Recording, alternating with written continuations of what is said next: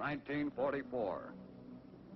Allied troops in Normandy have moved inland. The work of the U.S. Navy and Coast Guard and the combined Allied sea forces has been done. Work not without a price in men and materiel.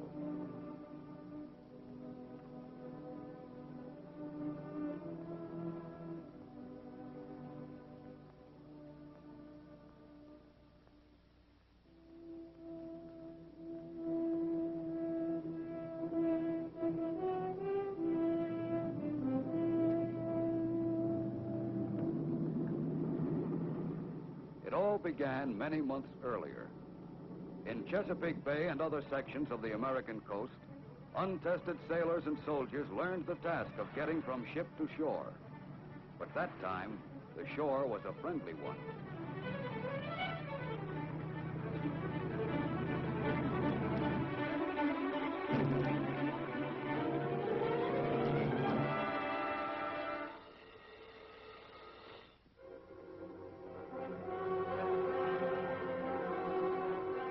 Then, with part of their training finished, they left the United States.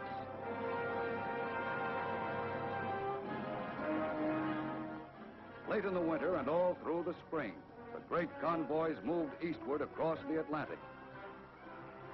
Aboard all the transports, life was the same. The troops relaxed and waited for the voyage to end.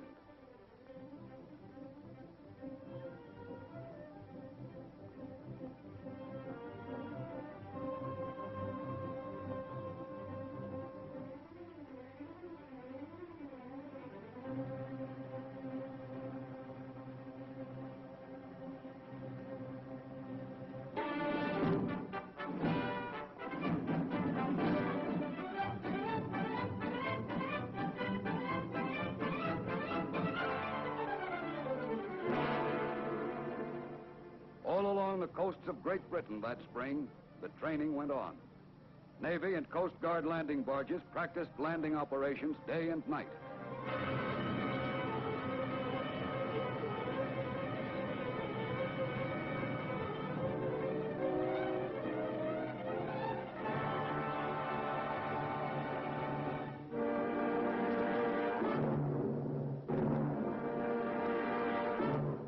Meanwhile, the larger landing craft, LSTs and LCIs, carried on their maneuvers, learning to land at a given spot at a certain time.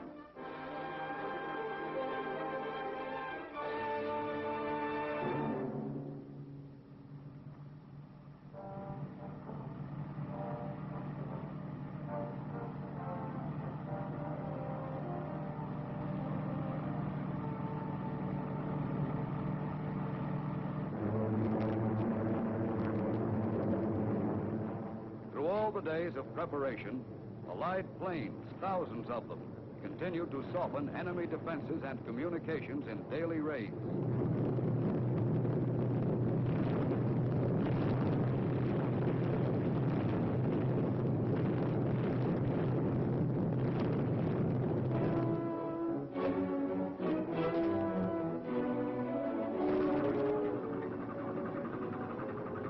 Off the southern coast of England, thousands of ships from all Allied nations are preparing for the invasion signal.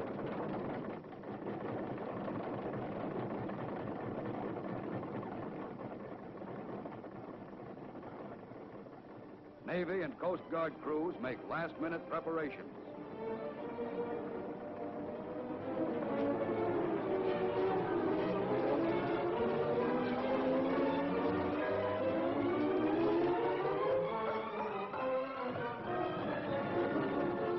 When the K-rations come aboard, everyone knows that D-Day is drawing near.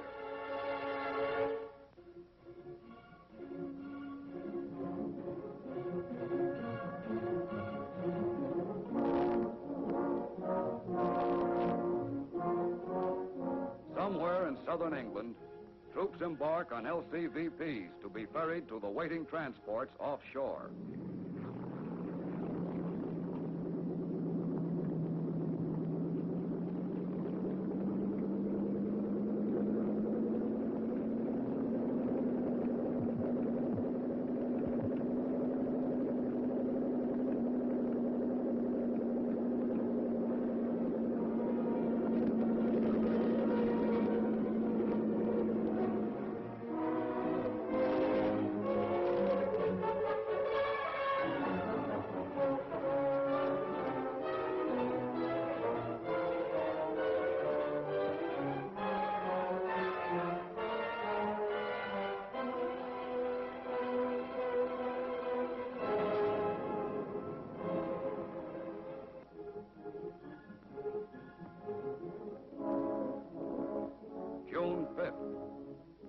LCIs are loaded. The next time these men step ashore will be on an enemy beach. There's only a little time left to relax.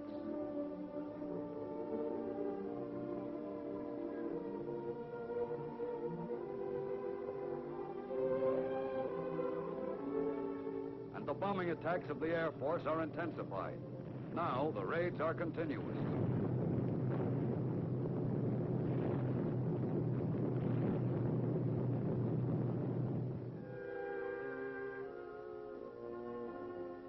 At ports of embarkation, the troops prepare themselves for their greatest battle.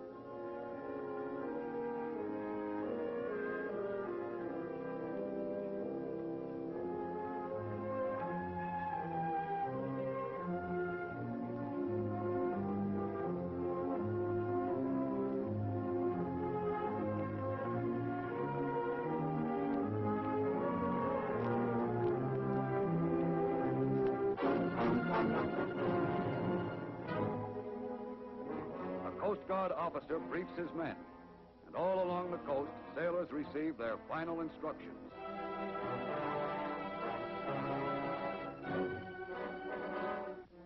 At last, the ships leave the coastal waters and move out into the channel.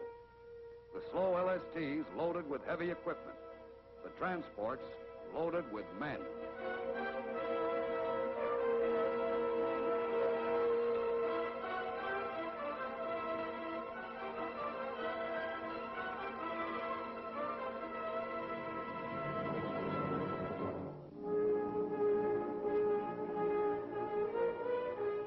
Fast warships screen the mighty invasion fleet from enemy raiders.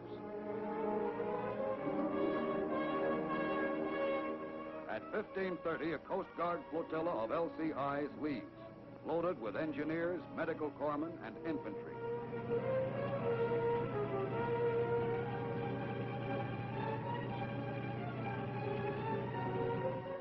D-Day approaches, and the ships are in their assigned positions.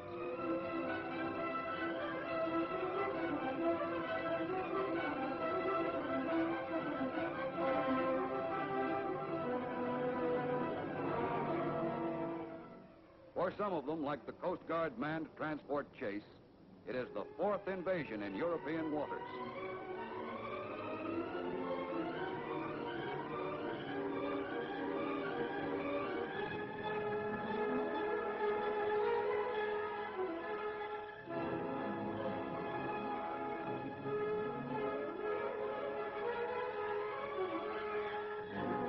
The only planes overhead are friendly.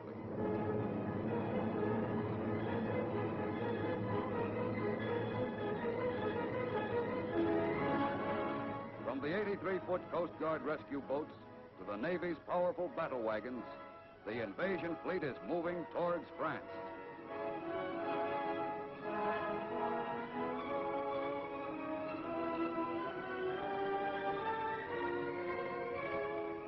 And below decks, officers study the maps that mark the invasion beachheads on the coast of Normandy.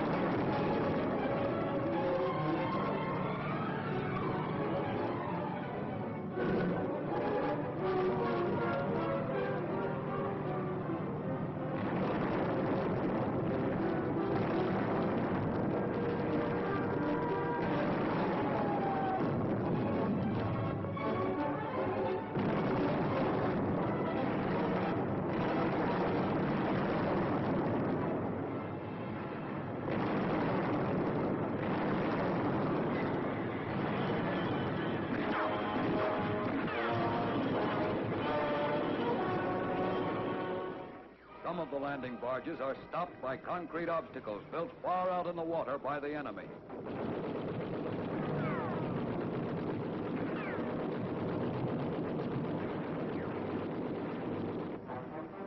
Offshore, the larger landing craft approach the beachhead slowly.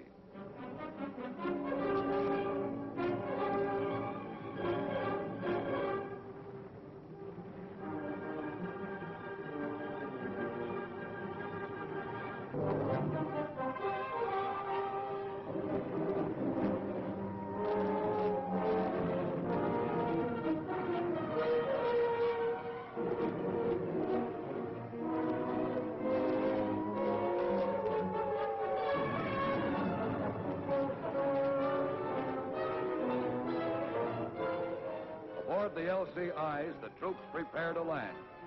The beach is still empty, and the crossfire of German guns still rakes the shore.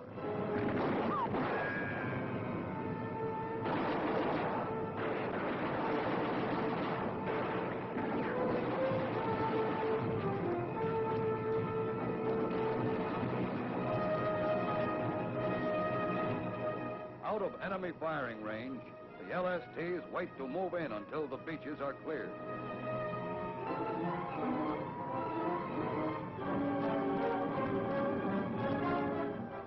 The arrival of motorized equipment marks the end of the first phase of the landing.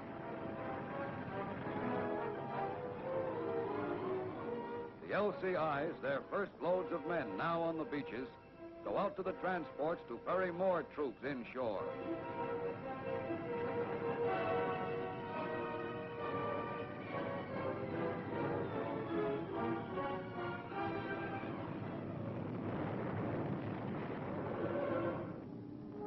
Still waiting beyond gun range, the LSTs unload supplies on smaller LCTs. Heavier equipment is transferred to giant rhino ferries, flat-bottomed barges that will land it ashore.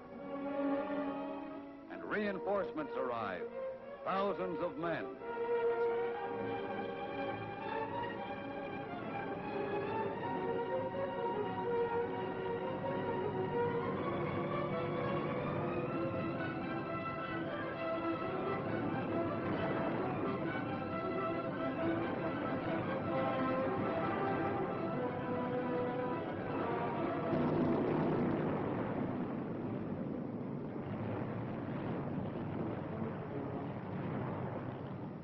Defeated and disarmed, the first German soldiers captured in France wait until someone has time to evacuate them.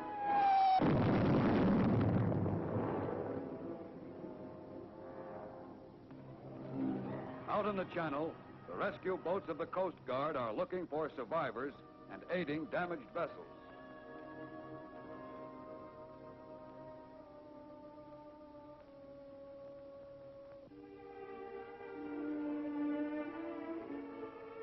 And the hospital ships are waiting for the wounded.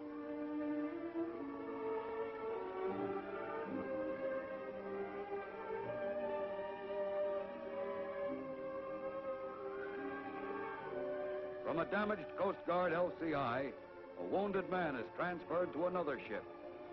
The life-saving blood plasma goes with him.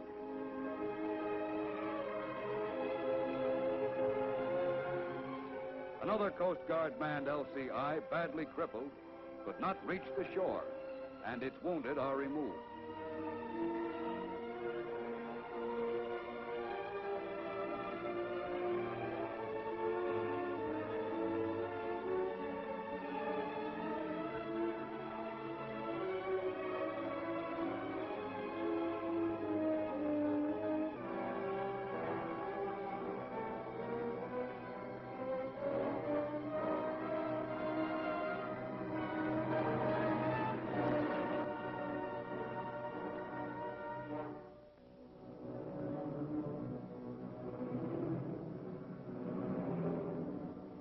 The beach is firmly in Allied hands now, and the vast extent of the operation is visible. Silent evidence of the fierce battle is apparent everywhere.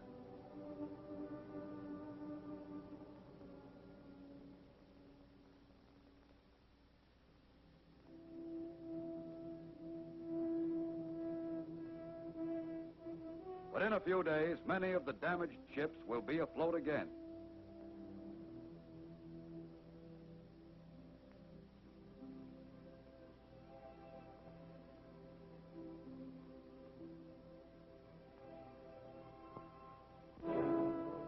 Now, more and more troops move inland to push the enemy back.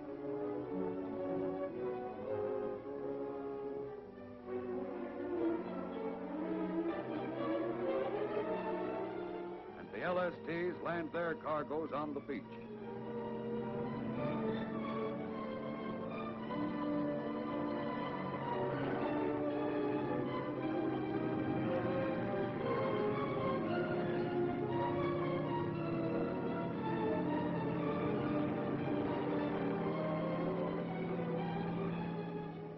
Barges built especially for the Normandy operations are left on the shore to be unloaded.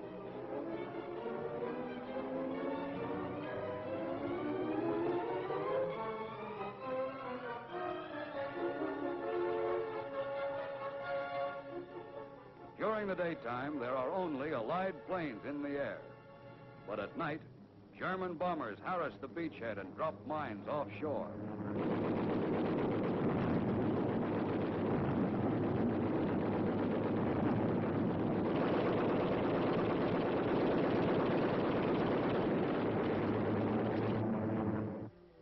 Out of sunken block ships, artificial harbors have been built. Until a port is won from the enemy, these must handle all Allied shipping. Bad weather came after the fighting on the beaches was over.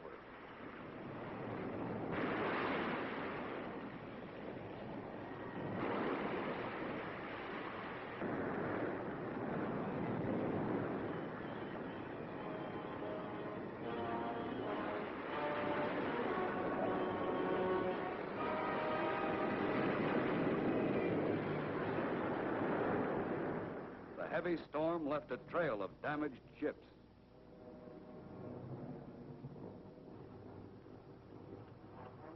Once again, the landing barges moved out into the channel, this time loaded with German prisoners.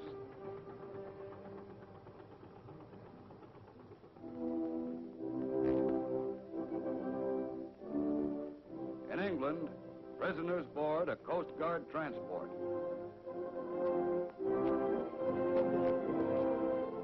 And ships which have carried thousands of American soldiers overseas now return westward with a different cargo, with men who were beaten and captured in Normandy.